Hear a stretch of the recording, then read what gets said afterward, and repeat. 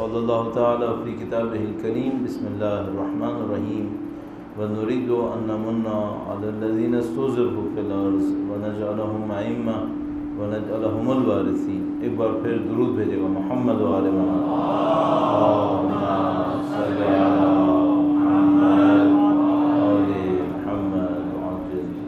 پروردگار عالم کا انتہائی لطف و کرم ہے، انتہائی احسان ہے، اس نے ہمیں دین کی ہدایت نصیب فرمائی، قرآن اور اہل بیت اطہار علیہ السلام کی رہنمائی نصیب فرمائی۔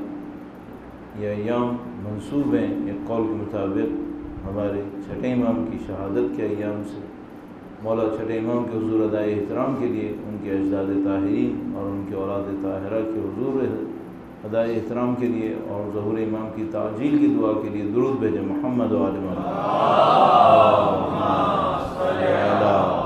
محمد آل محمد وعجل فرجہ۔ اس اعتبار سے کہ آج کل کے زمانے میں تبدیلیاں بہت تیزی سے رونما ہو رہی ہیں اور واقعات ایک کے بعد ایک پیش آ رہے ہیں، یہ بہت اچھا دور ہے کہ انسان اپنی نظر کو تیز رکھے، واقعات کو دیکھنے کی کوشش کرے، سمجھنے کی کوشش کرے۔ ہمیں یوں احساس ہوتا ہے مجموعی طور پر کہ دنیا بہرحال ایک نتیجے کی طرف پہنچنا چاہ رہی ہے، یعنی بہت ساری چیزیں جو پہلے اجمالاً چل رہی تھیں، بیک گراؤنڈ میں چل رہی تھیں، اب وہ ساری چیزیں آہستہ آہستہ کر کے سامنے آنا شروع ہو گئیں۔ تو جو پہلے پس منظر تھا اب وہ اصل منظر ہے، اب وہ منظر میں ہے۔ تو ایک اصلی جنگ ہے، اور ایک اصلی جنگ جو پوری دنیا کی سیاست پہ حاکم جنگ ہے، اور وہ یہ ہے کہ بھائی کچھ لوگ ہیں جنہوں نے دنیا کے اوپر ظلم کیا، وہ کبھی امریکی جھنڈے کے پیچھے ہیں، کبھی وہ انگلستان کے جھنڈے کے پیچھے ہیں، کبھی وہ کسی سیاسی فکر کے پیچھے ہیں، کبھی کوئی اور نعرہ لگاتے ہیں انسانی حقوق کا، کسی کا بھی نعرہ لگا دیتے ہیں۔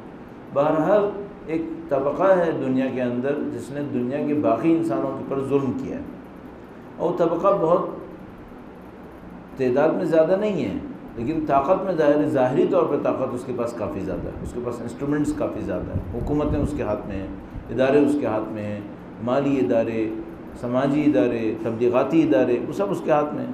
انہوں نے اپنی فکر کو دنیا کے اوپر جیسے حاکم کر دیا، اور ظاہر اس وقت کے زمانے میں ہماری مراد مثال کے طور پر سرمایہ دارانہ نظام ہے، کہ ایک سرمایہ دارانہ نظام ہے، اس کے مختلف سیاسی عناوین ہیں۔ مثلا سرمایہ دارانہ نظام ممکن ہے کوئی کہے کہ بھئی یہ تو اقتصاد کا ایک نظام ہے، مثلا سیاست کا بھی تو ایک نظام ہوگا۔ اب وہی جو نظام تھا جس کو ہم لوگ سرمایہ دارانہ نظام کہہ رہے ہیں یا کیپٹلزم کہہ رہے ہیں، اس کا ایک سیاسی نظام بھی ہے، ظاہری طور پر اس کا سیاسی نظام لبرل ڈیموکریسی ہے۔ اچھا، اس کا ایک فلسفی نظام بھی ہے، ایسا نہیں ہے کہ مثلا اس کے پاس صرف ایک پہلو ہے، نہیں، اس نے زندگی کے ہر پہلو کے بارے میں کوئی نہ کوئی حل، ظاہری طور پہ حل، در حقیقت ٹریپ دنیا کے لیے بنایا ہوا ہے۔ تو معاشی نظام کے اندر وہ سرمایہ دارانہ نظام کی طرف جاتے ہیں، سیاسی نظام کے اندر ظاہری طور پر لبرل ڈیموکریسی کی طرف جاتے ہیں، اور مثال کے طور پر سماجی نظام کے اندر وہ جس کو ہم لوگ کہہ سکتے ہیں لبرلزم کی طرف جاتے ہیں، فلسفیانہ نظام کے اندر وہ مادہ پرستی کی طرف جاتے ہیں، میٹیریلزم کی طرف جاتے ہیں۔ بہت ساری چیزیں ہیں جن کو ملا کر وہ پورا نظام بنائے، لیکن اصل کیا ہے؟ اصل یہ ہے کہ کچھ لوگ ہیں جن کے دنیاوی مفادات ہیں، انہوں نے اپنے دنیاوی مفادات کو حاصل کرنا ہے۔ ان دنیاوی مفادات کو حاصل کرنے کے لیے انہوں نے دنیا کی ہر فکر کو اپنا غلام بنانا ہے، چاہے صحیح ہو چاہے غلط۔ تو مثلا اگر سیاست میں ڈیموکریسی لوگوں کو پسند آتی ہے تو وہ ڈیموکریسی کو اپنا غلام بنائیں گے، ڈیموکریسی کا نام سامنے رکھیں گے، اپنے مفادات کو حاصل کریں گے۔ ایک زمانہ تھا جب ایسے لوگوں کو دین بہت اچھا لگتا تھا، وہ ایک مصنوعی دین بناتے تھے، اس مصنوعی دین کو بنا کر لوگوں کو بیوقوف بناتے تھے اور اپنے مفادات کو حاصل کرتے تھے۔ ابھی بھی دنیا کے کچھ کونوں کے اندر یہ کام انجام پاتا ہے۔ الحمدللہ رب العالمین، ہم لوگ اس اعتبار سے خوش قسمت ہیں کہ یہ جو اصلی جنگ تھی یہ پہلے پردوں کے پیچھے ہوتی تھی۔ سامنے کیا ہوتا تھا؟ سامنے یہ ہوتا تھا جیسے امریکہ اور روس لڑ رہے ہیں، سامنے یہ ہوتا تھا جیسے جرمنی اور فرانس لڑ رہے ہیں۔ تو مثلا فرسٹ ورلڈ وار میں کیا ہوا، سیکنڈ ورلڈ وار میں کیا ہوا، کولڈ وار میں کیا ہوا، یہ سب چلتا رہتا تھا۔ یہ سب اصل منظر ہمیں یہ دکھاتے تھے، پس منظر وہ تھا کہ ایک گروپ ہے جس کو طاقت چاہیے، جس کو دولت چاہیے، اس کو دنیا میں لوگوں کو غلام بنانا ہے، اس نے کام کرنا ہے۔ الحمدللہ رب العالمین، انقلاب اسلامی کے آنے کے بعد سے، البتہ اس کے بعد بھی کافی عرصہ لگا انقلاب اسلامی کو اتنا مضبوط ہوتے ہوتے کہ انہوں نے اس پس منظر کو اصل منظر بنا دیا۔ اب یہ اصلی منظر سامنے آ گیا، یعنی مثال کے طور پر اب وہ جتنے دعوے کھوکھلے چھوٹے موٹے بڑے کرتے تھے وہ سب کے سب پانی ہو گئے، معاملہ ختم ہو گیا۔ مثلا کیسے دعویٰ؟ مثلا دعویٰ یہ تھا کہ بھئی ہم انسانی حقوق کے نام پہ کام کر رہے ہیں، ہم افکار کی آزادی کے لیے کام کر رہے ہیں، فریڈم آف تھاٹ کے لیے کام کر رہے ہیں۔ یہ اصلی نعرے ہوتے تھے پہلے کے زمانے میں۔ حتیٰ مثلا جن کو کہتے ہیں بے شرمی کی انتہا یہ ہوتی تھی کہ امریکہ مثلا چین کے اوپر پابندی لگانے والا ہے تو وہ کہتا تھا ہم چین پہ پابندی اس لیے لگا رہے ہیں کہ وہاں پر انسانی حقوق کی پامالی ہو رہی ہے۔ یا مثلا صدام حسین کو جناب سپورٹ کی جا رہی ہے، ان کو کیمیکل ویپن بھی اس کو دیے جا رہے ہیں، وہ یہ کہا جا رہا ہے کہ چونکہ ایران اس سے بھی بڑا مجرم ہے لہذا ہم اس کا مقابلہ کرنے کے لیے اس کو سپورٹ کرنا ہے۔ یہ سارے کام ہوتے تھے۔ الحمدللہ اب پکچر ساری کلیئر ہو گئی کہ بھئی مثال کے طور پر اگر انسانی حقوق کے لیے کوئی کام کر رہے تھے یا مثلا افکار فریڈم آف تھاٹ کے لیے کام کر رہے تھے، تو یہ جو بندہ قتل ہوا ترکی کے اندر سعودی عرب کا جمال کے نام سے، اس کے بعد پھر کیا ہوا معاملہ؟ کیوں امریکہ ابھی بھی سعودی عرب کو سپورٹ کر رہا ہے جبکہ اقوام متحدہ کی رپورٹ آ چکی ہے؟ انڈیپینڈنٹ آبزرورز اقوام متحدہ کے تھے، انہوں نے رپورٹ تیار کی جس میں انہوں نے بتایا کہ محمد بن سلمان جو رولر ہے یہ اس وقت اس قتل کے اندر براہ راست ملوث ہے۔ لیکن ابھی G20 کا جو اجلاس ہوا اس کے اندر محمد بن سلمان فریم کے بیچ میں کھڑا ہوا ہے، اور بے شرمی کی جس کو کہتے ہیں انتہا۔ تو اچھا ہوا کہ یہ سب کا سب سامنے آ گیا، اب سب کے سامنے آ گیا کہ بھائی امریکہ کو انسانی حقوق سے کوئی کام نہیں ہے، فریڈم آف تھاٹ سے کوئی کام نہیں ہے۔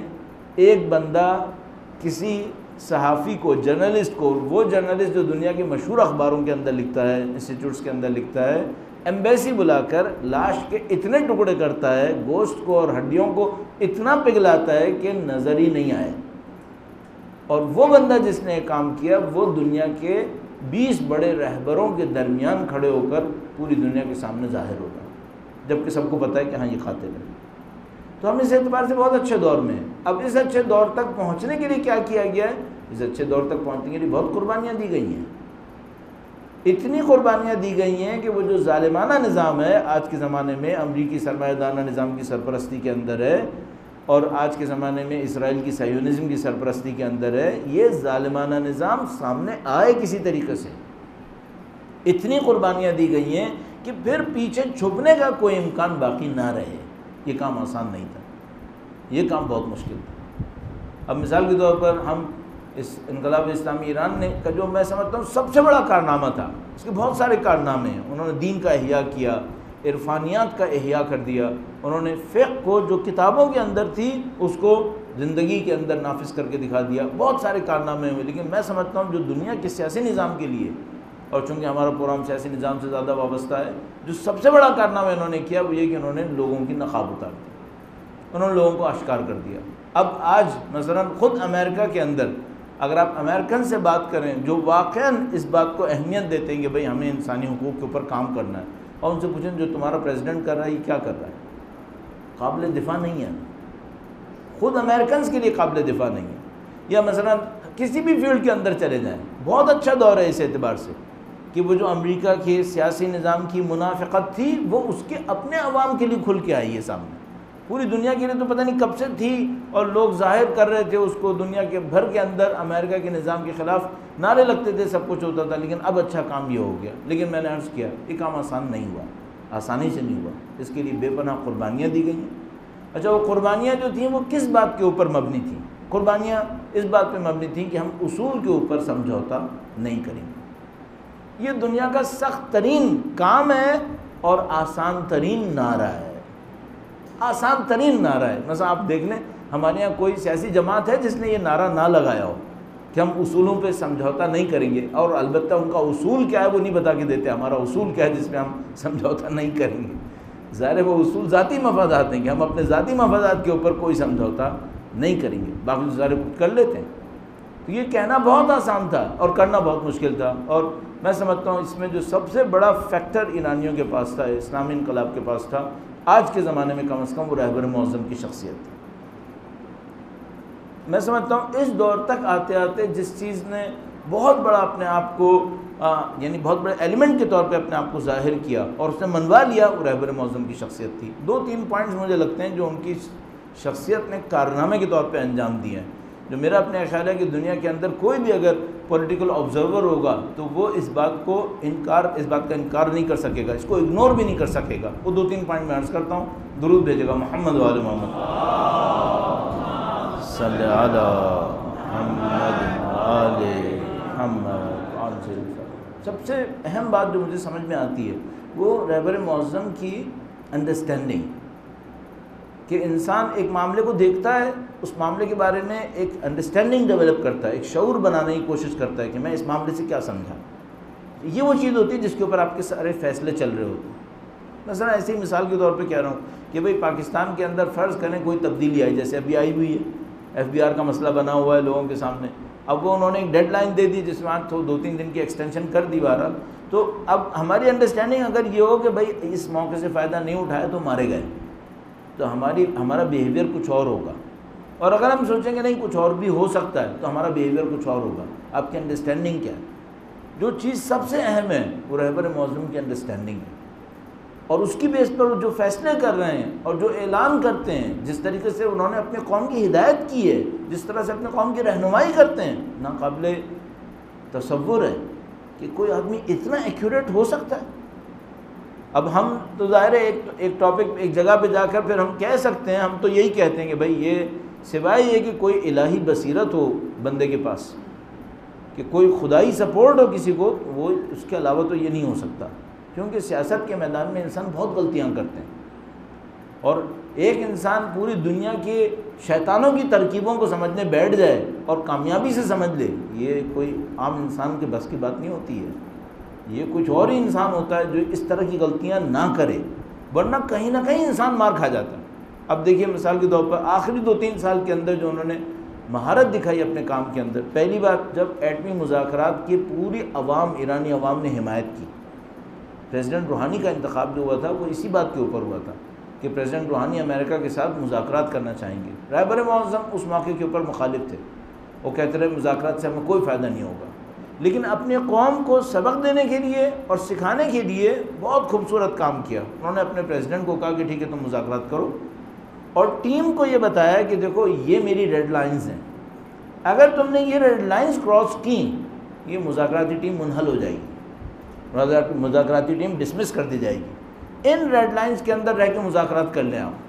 اور ریڈ لائنز ہمارے سامنے بعد میں آتی ہیں. مثلا ان ریڈ لائنز میں سے ایک یہ تھا کہ ہم ایٹمی توانائی کے ایشو پر مذاکرات کر سکتے ہیں, لیکن ہم اپنے میزائل ٹیکنالوجی کے اوپر مذاکرات نہیں کر سکتے. اچھا, ہر ایک چیز کی لاجک ہونا بہت ضروری ہے. آپ اور میں اپنی زندگی کے اندر بہت سارے ایسے کام کرتے ہیں جس میں ہم سے کوئی پوچھتا آپ نے کیوں کیا, آپ کہتے ہیں اچھا میرا دل چاہ رہا ہے میں نے کیا. انٹرنیشنل ریلیشنز میں نہیں ہو سکتا. آپ کے پاس لاجک ہونی چاہیے. آپ کی اپنی عوام آپ سے پوچھے گی آپ نے یہ کام کیوں کیا, تو اب ہر کام کے پیچھے لاجک بھی ہے. ایٹمی توانائی آپ کو کیوں چاہیے جبکہ آپ پاس اتنا تیل ہے, آپ کے پاس پوری دنیا کو پتہ ہے تیل ختم ہو جائے گا, پوری دنیا کو پتہ ہے تیل کی انرجی پولوشن پھیلاتی ہے, تو ہم کلین انرجی پر کیوں نہ جائیں. جب ایک آپشن ہے ہمارے پاس تو ہم کیوں نہ جائیں, تو ہمارے پاس ہونی چاہیے انرجی. اچھا, آپ اس سے جنگ کا فائدہ استعمال کرنا چاہتے ہیں جنگ کے لیے, انہوں نے کہا نہیں, ہم نے تو خود فتویٰ دیا ہے کہ ہم ایٹمی اسلحہ نہیں بنائیں گے.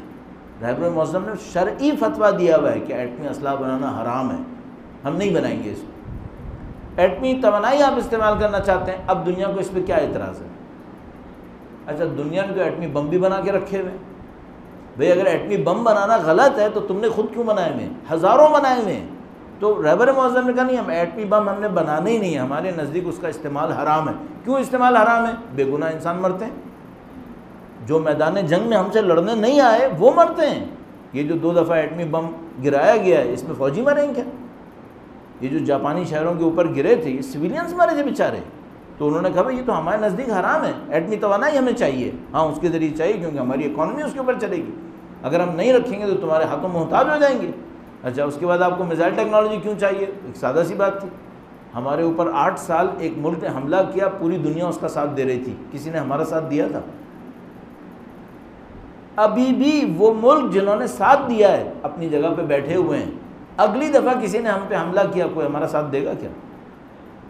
تو ہم اپنے دفاع کے لیے میزائل کیوں نہ بنائیں؟ سالڈ آئیڈیالوجی، سالڈ ریزننگ، اس کے اوپر مذاکرات ہوئے، اور مذاکرات میں طے ہوا کہ ایٹمی انرجی کے اوپر بات ہوگی، اسلحہ نہیں بنے گا، ایٹمی انرجی ملے گی اور میزائل ٹیکنالوجی کو ایران فالو کرے گا۔ ٹرمپ صاحب آئے، انہوں نے کہا ہم اس کو نہیں مانتے۔ اچھا، یہ ایگریمنٹ ایک کنٹری کا ہوا تھا کیا؟ نہیں، یہ ایگریمنٹ اقوام متحدہ کے ذریعے سے ہوا تھا۔ اب ایک کنٹری نے کہا میں نہیں مانتا، ایک کنٹری کے پاس اختیار ہے کہ اقوام متحدہ کی بات کو ریجیکٹ کرے؟ نہیں ہے اختیار، ہو گیا، کر لیا۔ اس کا مطلب کیا ہے؟ اس کا مطلب ہے امریکہ کی کسی بات کا کوئی اعتبار نہیں ہے، کسی بھی وقت بات سے پھر جائے گا۔ نہ ایک کنٹری نے کیا تھا، یہ 6 ملکوں نے کیا تھا، 5 ملکوں نے کیا تھا ریکارڈ چھٹا ایران، اور دوسرا یہ اقوام متحدہ کے فورم کے اوپر ہوا تھا، سب کا سب تہس نہس ہو گیا۔ اس کا مطلب کیا ہے؟ دنیا بھر کے سامنے آنکھیں کھل گئیں کہ یہ دیکھو یہ ان کے ایگریمنٹس ہیں، یہ ان کا اعتبار ہے۔ تو امریکہ نے مخالفت کی، یورپ کھڑا ہوتا کہ بھئی ہاں ٹھیک ہے ہم ایران کا ساتھ دیں گے چونکہ اس کے ساتھ ہم نے ایگریمنٹ کیا تھا۔ یورپینز دب گئے امریکنز کے مقابلے میں۔ ایران ان کو ٹائم دیتا رہا کہ بھئی آپ اپنے ایگریمنٹس کو فالو کریں، ہم اپنے ایگریمنٹس کو فالو کر رہے ہیں، اور پوری دنیا میں جو بھی ادارے ایسے بنے تھے جو اس کو چیک کریں، وہ بتاتے رہے کہ ہاں بھئی یہ تو ایرانی تو فالو کر رہے ہیں، آپ لوگ فالو کریں، نہیں کیا۔ اب جا کر یہ ایگریمنٹ کولیپس کر رہا ہے۔ اچھا، یہ اب ہم لوگوں کو احساس ہو رہا ہے کئی سالوں کے بعد، اور رہبر معظم کب سے کہہ رہے تھے؟ پہلے دن سے وہ کہہ رہے تھے مذاکرات کا ہمیں کوئی فائدہ نہیں ہوگا، نمبر 1۔ نمبر 2، مذاکرات کسی بھی طرح پہ کریں گے، اگر مذاکرات قابل قبول بھی ہوئے امریکہ اس کو توڑے گا، بیانات موجود ہیں، امریکہ خلاف ورزی کرے گا، اور اس خلاف ورزی کے بعد پھر معاملہ وہیں پہنچ جائے گا جو مذاکرات سے پہلے تھا۔ نہیں وہی ہوا۔ اچھا، امریکہ نے مذاکرات بھی ختم کر دیے، مذاکرات کیے، معاہدے کو توڑ دیا، ایران کے اوپر دوبارہ پابندیاں لگانے کی کوشش کر دی، سارے کام کر لیے۔ رہبر معظم نے اس کے بارے میں کیا کہا تھا؟ رہبر معظم نے کہا تھا کہ یہ ہمیں ہماری توانائیوں کے حصول کے لیے رکاوٹ نہیں بن سکتے، ہم تمام تر توانائیوں کو حاصل کریں گے۔ الحمدللہ رب العالمین، یہ سب کچھ بھی ہو گیا۔ ابھی ہم لوگ 2019 میں بیٹھ کے ساری باتیں کر رہے ہیں، 40 سال پہلے پوچھو ذرا، ہو سکتا تھا ایسا؟ ویسے تو ظاہر ہے بہت سارے لوگ یہاں 40 سال پہلے تھے ہی نہیں، لیکن اگر میں صرف یاد رکھنے کی طور پہ کہوں نا کہ مثلا 40 سال پہلے دنیا میں تھا کیا؟ صرف ان کی حکومت چلتی تھی، باقی معاملہ ختم تھا، صرف ان کا دور تھا۔ آج الحمدللہ رب العالمین طاقت کے ساتھ ایک ملک کھڑا ہوتا ہے، ان کا مقابلہ بھی کرتا ہے، ہر طریقے سے اپنے حق کو حاصل کرنے کی کوشش کرتا ہے، اور جو آخری مار کے ہوئے ہمارے سامنے ہو تو سب کی آنکھیں کھل گئی ٹیکنالوجی کے معاملے میں، کہ وہ کبھی انہوں نے دنیا کا ایک ڈرون جس کو وہ دنیا میں اپنی ٹیکنالوجی کی ہائیسٹ اچیومنٹ کے طور پر کہتے تھے، انہوں نے کبھی اپنی زمین پہ اتروایا اور کبھی اس کو خلا کے اندر ہی، فضا کے اندر ہی نابود کر لیا۔ تو الحمدللہ رب العالمین بہت اچھا دور ہے۔ اچھا، رہبر معظم کے بارے میں عرض کروں گا، مذاکرات کے بارے میں بیان کیا، مذاکرات کے نتیجے کے بارے میں بیان کیا۔ 2 باتیں انہوں نے اور بیان کی ہیں، وہ بڑی زبردست ہیں، ہمارے سامنے ہیں۔ انہوں نے یمن کے بارے میں کیا کہا تھا؟ یمن کی جنگ شروع ہوتی انہوں نے کہا تھا سعودیوں کے اس میں جیتنے کا امکان 0 سے کم ہے، یہ نہیں جیت سکتے اس جنگ کو۔ الحمدللہ رب العالمین اب تک ہمارے پاس ہے۔ اور جو رہبر معظم نے اس سلسلے میں ایک اور جملہ کہا تھا، وہ اسرائیلیوں کے لیے کہا تھا آپ 25 سال کے بعد نہیں ہوں گے یہاں پر۔ اصل پوائنٹ یہاں پر ہے، اصل جنگ یہاں پر ہے کہ ہم لوگوں کو اس کے اوپر بہت غور کرنا پڑے گا، شاید ہم اس کا رزلٹ نہ نکال سکیں کہ یہ سرمایہ دارانہ نظام ہے جس نے صہیونیوں کو پالا ہوا ہے اپنے مفاد کے لیے، یا صہیونیت ہے جس نے سرمایہ داری کو پالا ہوا ہے اپنے مفاد کے لیے۔ یہ کریٹیکل ڈسکشن ہے کہ آیا یہ صہیونیت اصل شیطنت ہے جس نے سرمایہ دارانہ نظام کو پالا ہوا ہے، یا نہیں یہ سرمایہ دارانہ نظام اصل شیطنت ہے جس نے صہیونیت کو آگے بھیجا ہوا ہے۔ یہ ڈسکشن چلتا رہے گا، لیکن کوئی بھی بات ہو آج کے زمانے میں اس پورے شیطانی عمل کا جو محور ہے وہ 3 جگہ کے اوپر ظاہر ہوتا ہے۔ وہ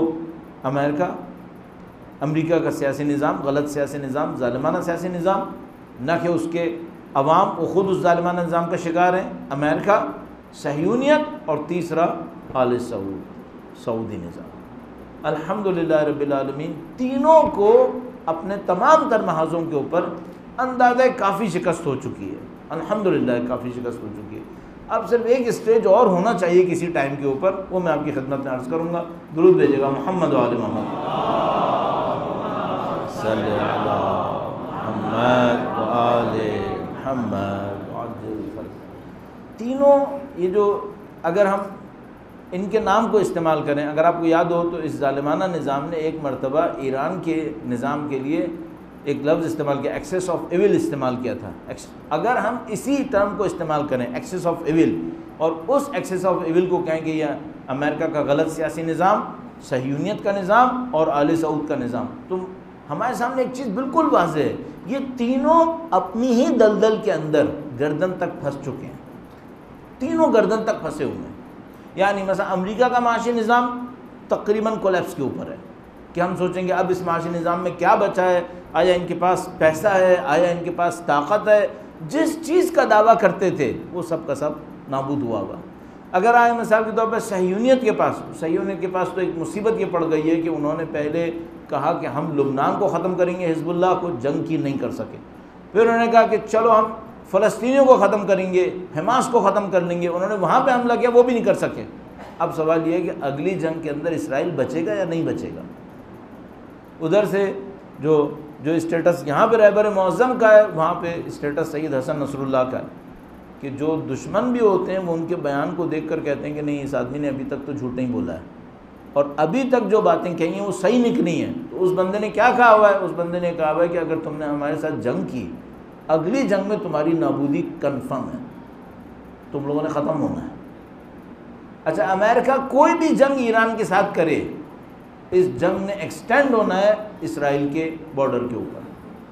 بس ایکویشن کیا ہے؟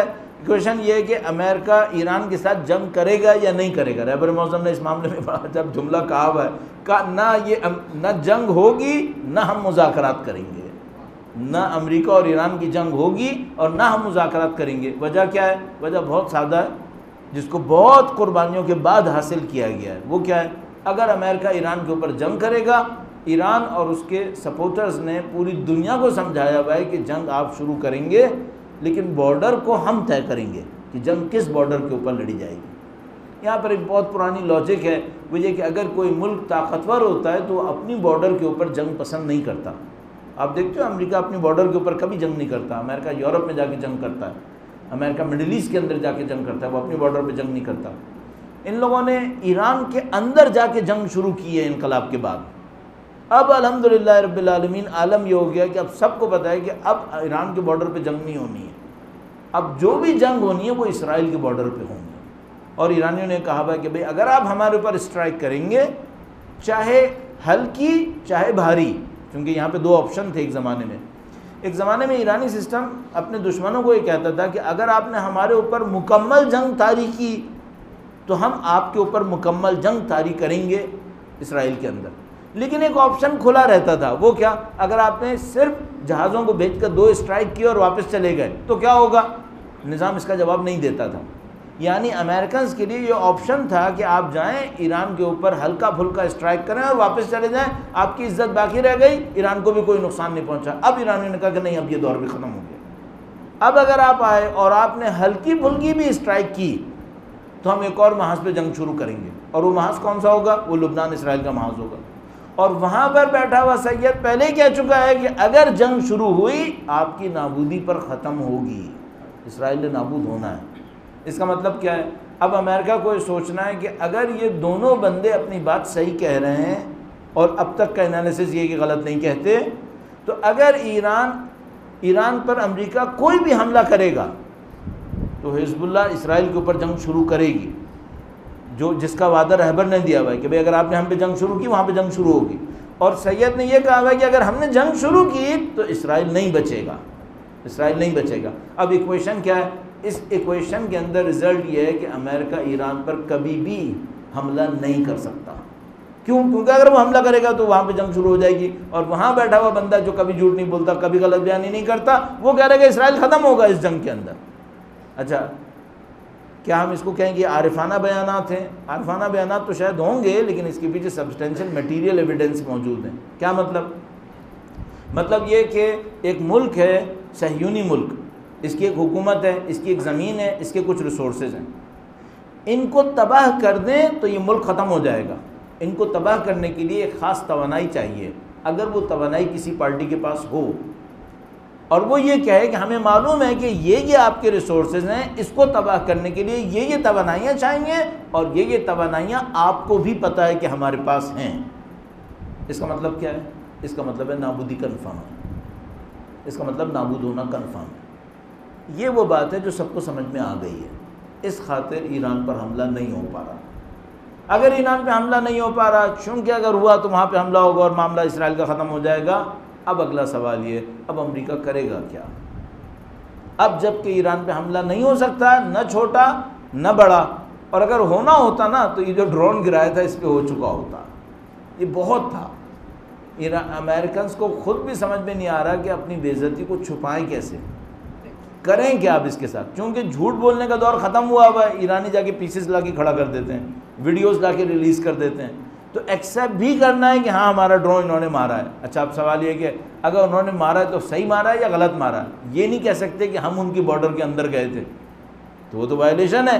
تو ان کو کہنا ہے کہ نہیں انہوں نے انٹرنیشنل واٹرز میں مارا ہے۔ اچھا کہ انہوں نے انٹرنیشنل واٹرز میں مارا ہے تو اس کا مطلب کیا ہے؟ انہوں نے جنگ شروع کر دی ہے نا، آپ کرو جنگ۔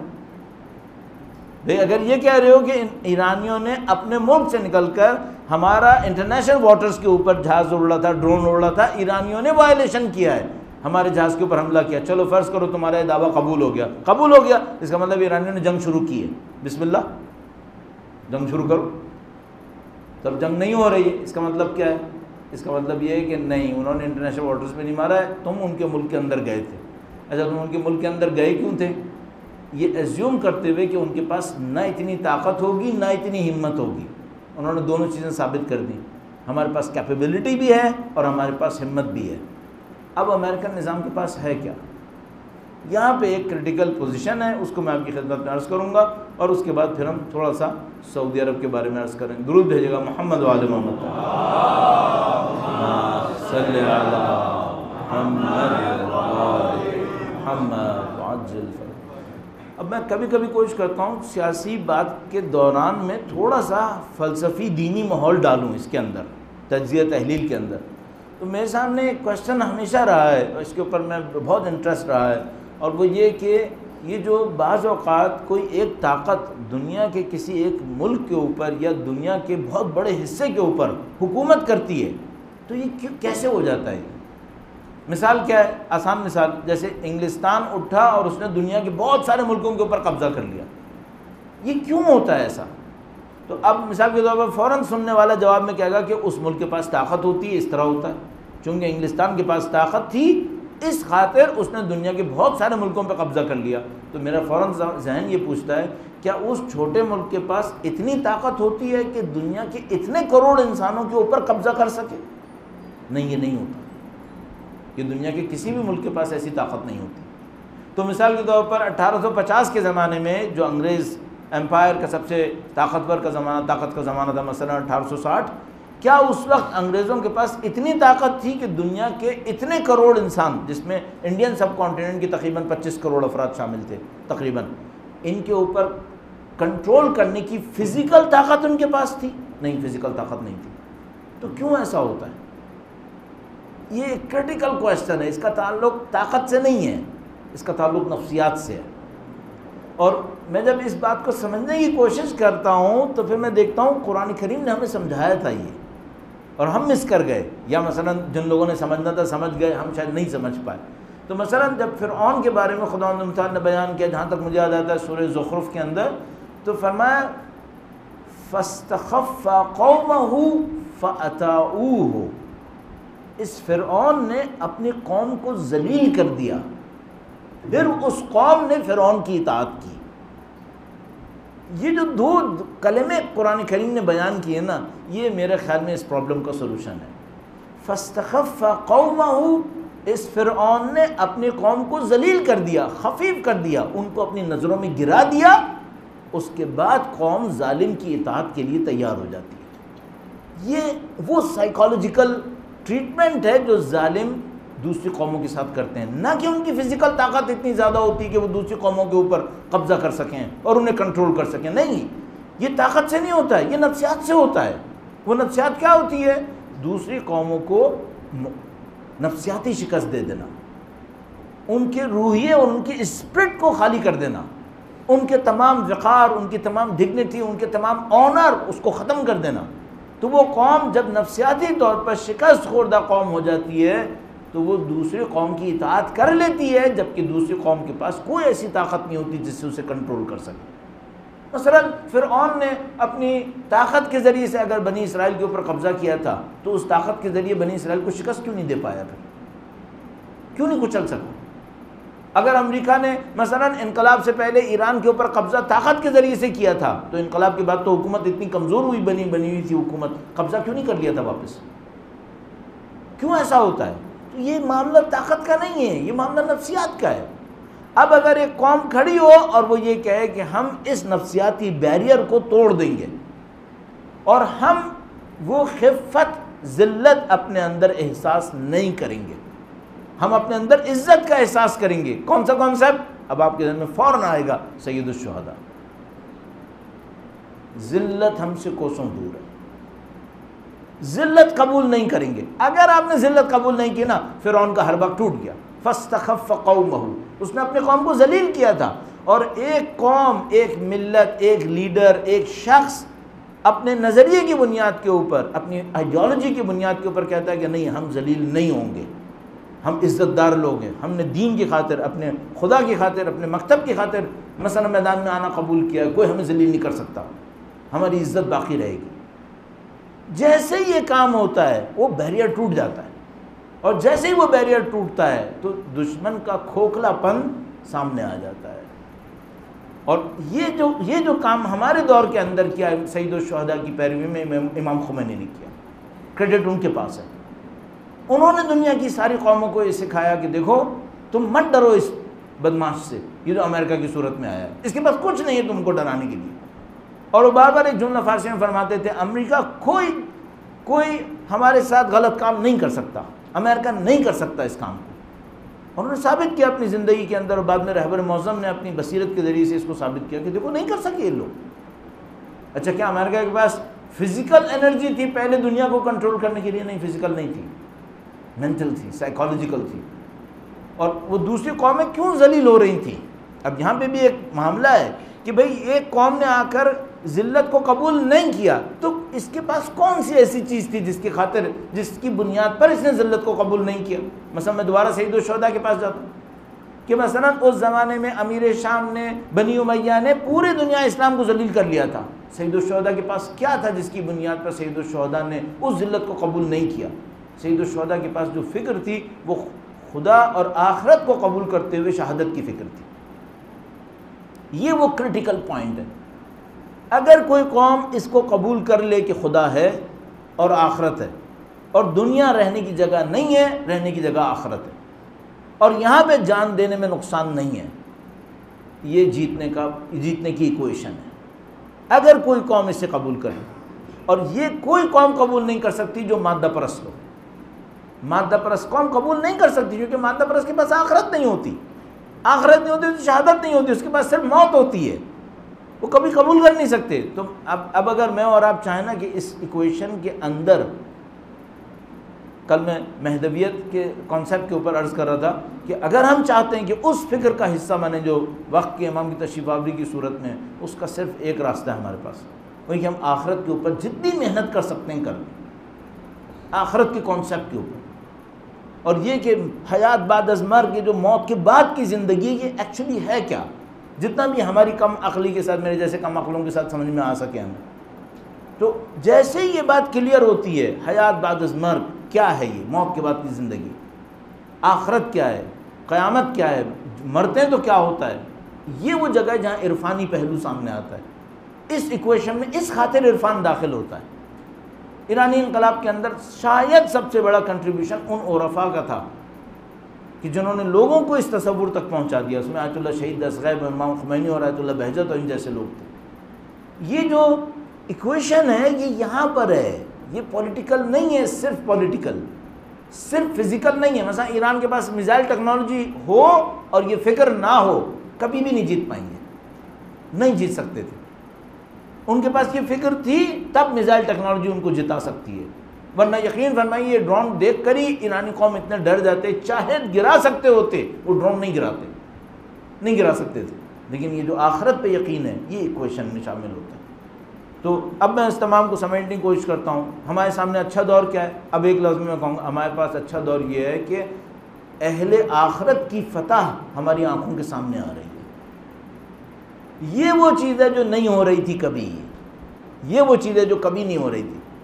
اگر پہلی جنگ عظیم میں ایک گروہ جیتتا تھا دوسرا ہارتا تھا، دونوں مادہ پرست تھے۔ دوسری جنگ عظیم میں ایک گروہ جیتا دوسرا ہارا، دونوں مادہ پرست تھے۔ یہ جو جنگ ہے یہ بڑی جنگ ہے، کیوں؟ اس میں ایک مادہ پرست تھے اور ایک اہل آخرت تھے، اور اہل آخرت نے اپنی آخرت کی بنیاد کے اوپر رکھتے ہوئے اہل دنیا کو تمام تر ان کی مادی برتری کے باوجود شکست دے کے دکھا دیا۔ اور یہ وہ جگہ ہے جہاں میں سمجھتا ہوں کہ ہاں ہم ظہور امام سے نزدیک ہو رہے ہیں انشاءاللہ۔ درود بھیجے گا محمد و آل محمد، صلی علی محمد۔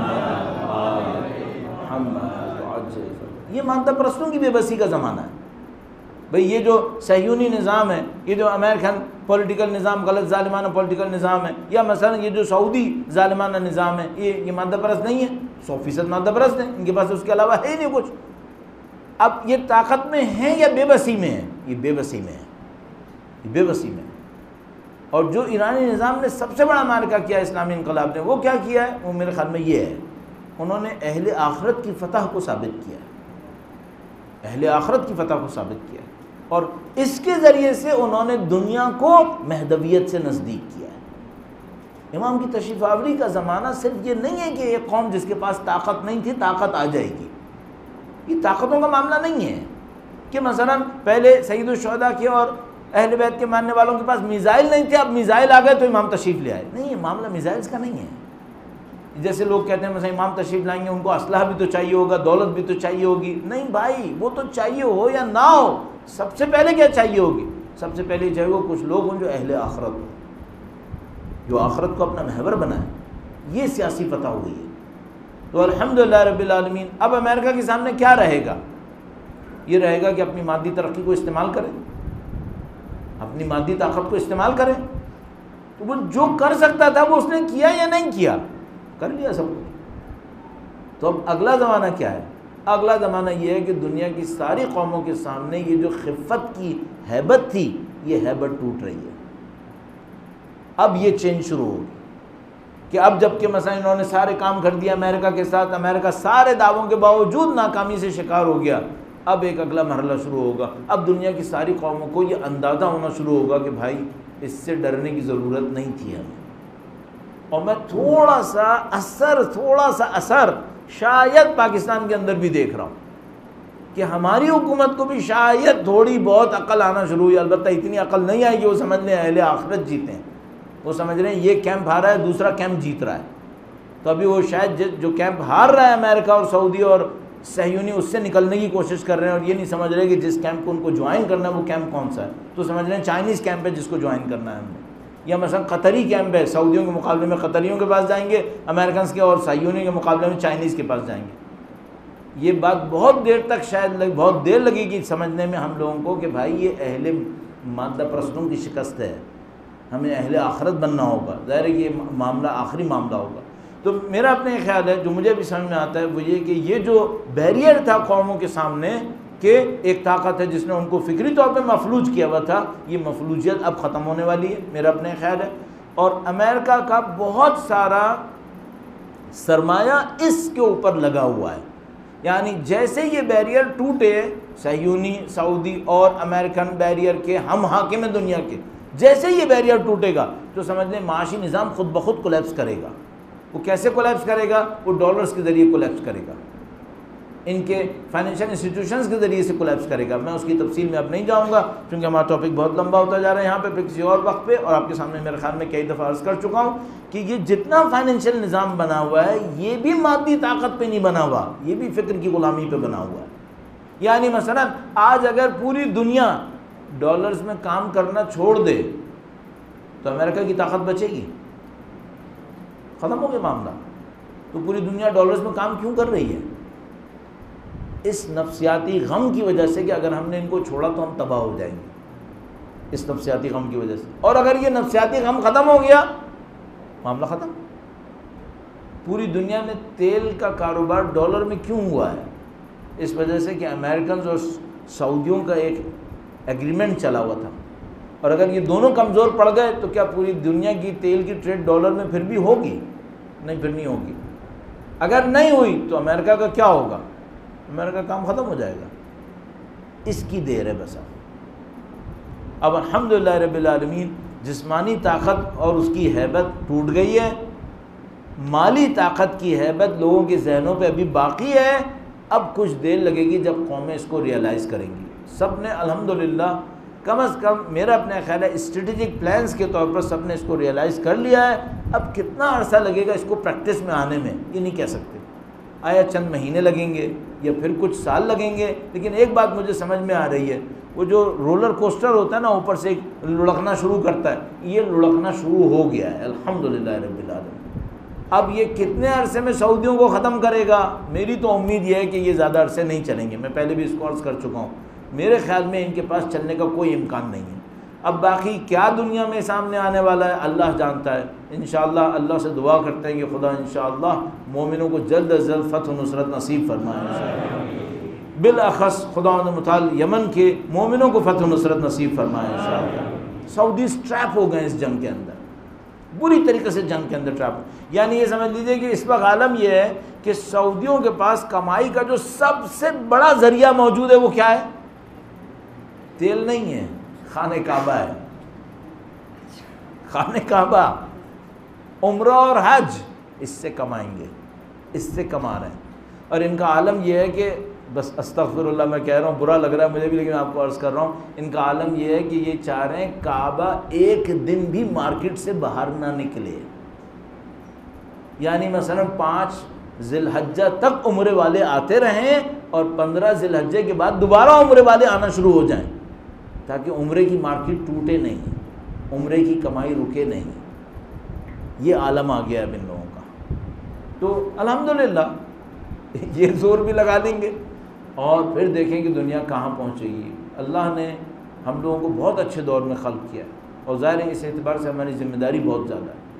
اللہ انشاءاللہ ہم سب کو اپنی ذمہ داریوں کو سمجھنے اور انجام دینے کی سعادت نصیب فرمائے انشاءاللہ.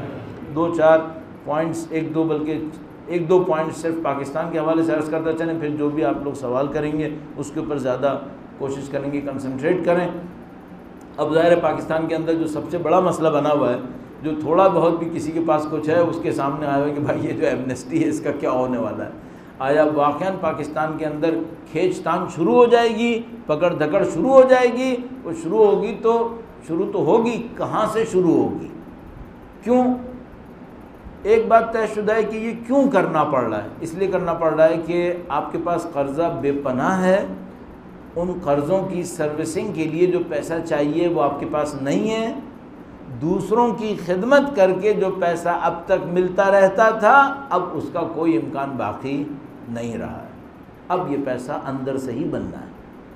اگر پیسہ اندر سے بننا ہے تو اس کا مطلب کیا ہے؟ اس کا مطلب ہے یہاں معاشی ترقی ہونی چاہیے، یہاں پہ ریکارڈز کو اسٹریٹ ہونا چاہیے. اگر معاشی ترقی کرنی ہے تو امن و امان چاہیے یا نہیں چاہیے؟ امن و امان چاہیے. اس خاطر دہشت گردی رکی ہے، اس خاطر دہشت گردی رکی تھوڑی. اب دوسرا معاملہ کیا ہے؟ دوسرا معاملہ یہ کہ آپ کو ریکارڈ اسٹریٹ کرنے یا نہیں کرنے، یہ کرنے پڑیں گے. صرف ایک مشکل رہ جائے گی، شروع کہاں سے ہوگا؟ کیوں؟ جب بھی کبھی ایسا کوئی کام ہوتا ہے تو اوپر والوں کو کوئی کچھ نہیں کرتا ہے، زیادہ سے زیادہ یہ ہوتا ہے سیاسی مخالفین کو 1-2 کو لپیٹے میں لایا جاتا ہے، بعد میں پستی ہے مڈل کلاس پستی ہے. کیونکہ مڈل کلاس جو ہے وہ سب سے آسان ہوتی ہے پکڑ دھکڑ کے لیے. یہ اگر سیلریڈ پرسن ہے تو اس کو پکڑا جا سکتا ہے، چھوٹا موٹا بزنس ہے، چھوٹی موٹی پراپرٹی ہے تو اس کو پکڑا جا سکتا ہے. لیکن ایک بات پاکستان میں اس وقت واضح ہے، اگر یہ مڈل کلاس کو پکڑ کے کئی ٹریلین روپے نکلوانا چاہتے ہیں ہر سال کے، یہ پاسبل نہیں ہے، یہ پاسبل نہیں ہے. یعنی اگر پاکستان کا نظام یہ چاہتا ہے، واقعاً چاہتا ہے کہ ڈیٹ سروسنگ کرے، قرضے کے پیسے ادا کرے، اور قرضے کے پیسے باہر سے کم آئیں گے، ملک کے اندر سے نکل سکتے ہیں لیکن مڈل کلاس کی کھال اتار کے نہیں نکلیں گے۔ مڈل کلاس کے اندر اتنا دم نہیں ہے کہ وہ ان کاموں کو سنبھالنے کی کوشش کرے۔ اور حقیقت کی بات ہے کہ مڈل کلاس نے کھایا کب ہے کہ اس کی کھال کو اتار کے تم دوبارہ نکالنے کی کوشش کر رہے ہو۔ جن لوگوں نے کھایا اس کو نکالو، جنہوں نے 80 یا 90 ارب روپے کا قرضہ پاکستان کے اوپر چڑھایا ہے، جتنا بھی ایگزیکٹ فگر بھی شاید معلوم بھی نہیں کسی کو کہ یہ جو چڑھا ہے اس کو وہاں سے اتارنے کی کوشش کریں۔ تو کیا پاکستان میں ان دولت مندوں کی کمی ہے جن کے پاس یہ پیسہ موجود ہے؟ میں بہت بڑے بڑے دولت مندوں کی بات نہ بھی کروں نا، میں صرف یہ بات کروں کہ بھائی نسبتاً دولت مند وہ بھی کم نہیں ہے پاکستان کے اندر۔ تو بھائی مڈل کلاس کی جان چھوڑ دو، اس جگہ سے شروع کرو جہاں واقعاً پیسہ ہے، اور یہ جو لوگوں سے بیچاروں سے چونیاں نکلوا کے ان کی کھال اتار کے اپنا ایک سیاسی ایجنڈا پورا کر لیتے ہیں، ہم نے اکاؤنٹیبلٹی کر لی، اس مذاق سے کوئی فائدہ نہیں ہونے والا، اس سے کوئی ڈیٹ سروسنگ نہیں ہوگی، اس سے کوئی قرضے ادا نہیں ہوں گے۔